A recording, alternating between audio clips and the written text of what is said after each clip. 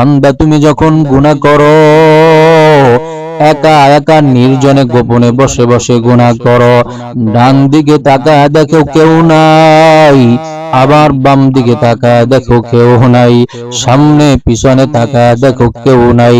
এবার যখন তুমি গুনাহ করতে আরম্ভ করে দিয়েছো, নিজের মনের জিজ্ঞাসা করো কেউ দেখে না। নবী আমার জানায়া দিলেন, যখন কোন আমার উম্মত গুনাহ করে তখন দুনিয়ার কেউ দেখুক আর নাই দেখুক, তার পক্ষে চারটা সাক্ষী হয়ে যায়। দুনিয়ার কেউ দেখার প্রয়োজন নাই, অটোমেটিক তুমি যে গুনাহ করেছো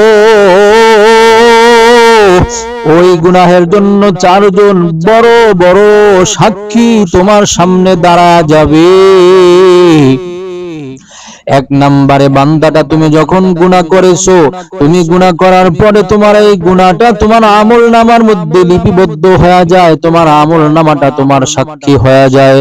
দুই নাম্বার সাক্ষী হলো বান্দা তুমি যেই জায়গার মধ্যে বসে গুনাহ করলা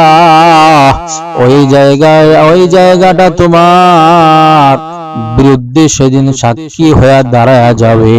তিন নম্বরে তুমি যে অঙ্গটা দিয়া গুনাহ করেছো, হাত চোখ নাক কান, যে অঙ্গটা দিয়া তুমি গুনাহ করেছো ওই অঙ্গটা তোমার বিরুদ্ধে সেদিন সাক্ষী দিবে।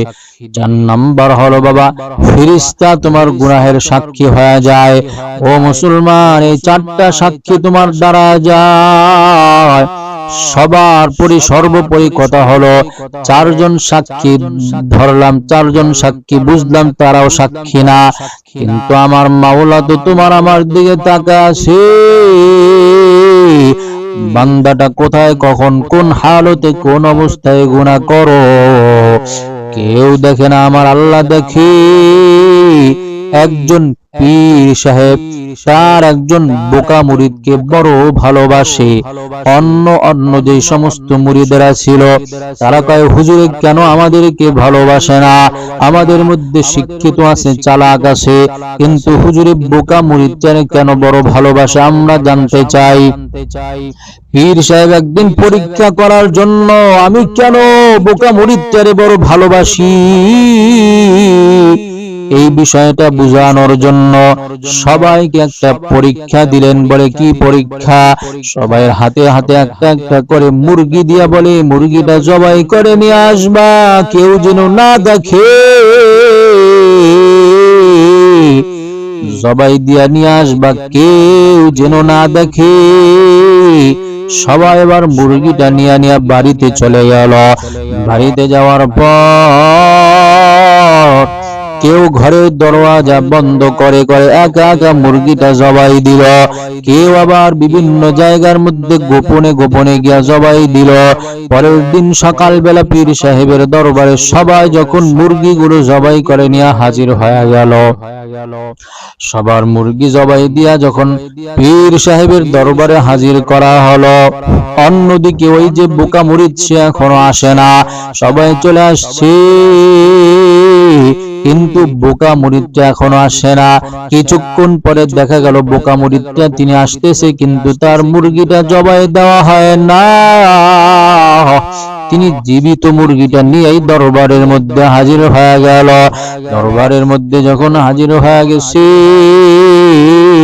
হাজির হয়ে যাওয়ার পর পীর সাহেব ডাক দিয়া কয়, ও মুরিদ তুমি কেন মুরগিরা জবাই করলে না, কারণ জানতে চাই। ওই মুরিদটা ডাক দিয়া কয়, হুজুর আপনি শর্ত দিয়েছেন মুরগি জবাই হবে কিন্তু কেউ যেন না দেখে। ও হুজুর আপনার শর্ত পালন করার জন্য আমি ঘরের দরওয়াজাটা বন্ধ করে যখন মুরগিটা জবাই দিতে আরম্ভ করে দিয়েছি, ও ওস্তাদ কেউ দেখে না, কিন্তু আমার মাওলা তো আমার দিকে তাকায় আছে। অন্যদিকে আমি যখন পুকুরের পানির মধ্যে ডুব দিয়ে যখন মুরগিটা জবাই দেওয়ার জন্য চেষ্টা করেছিলাম, কেউ দেখে না, দুনিয়ার কোনো মানুষ দেখে না, কিন্তু আমার মাওলা তো আমার দিকে তাকায় আছে। ও ওস্তাদ মাফ করবেন, আপনি যেই শর্ত দিয়েছিলেন ওই শর্ত অনুযায়ী আমি আপনার শর্ত পূরণ করতে পারি নাই, ক্ষমা চাই। এবার অন্য অন্য যেই সমস্ত মুরিদেরা ছিল তারা বুঝতে পারলো আসলে কেন পীর সাহেব তারে এত বেশি ভালোবাসে। এই জন্য আল্লাহু হাযিরিন আল্লাহু নাযির। যে বান্দাটা আল্লাহকে হাজির নাজির জানবে ওই বান্দাটা গুনাহ করতে পারে না, কারণ দুনিয়ার কোন মানুষ দেখে না, কিন্তু আমার আল্লাহ তো তাকায় আছে। ও যুবকের দল, আজকে তুমি একা একা গুনাহ করো, মনে করো কেউ দেখে না, কিন্তু আমার মাওলা তো তোমার আমার দিকে তাকায় আছে রে যুবক। এই জন্য আমার মাওলার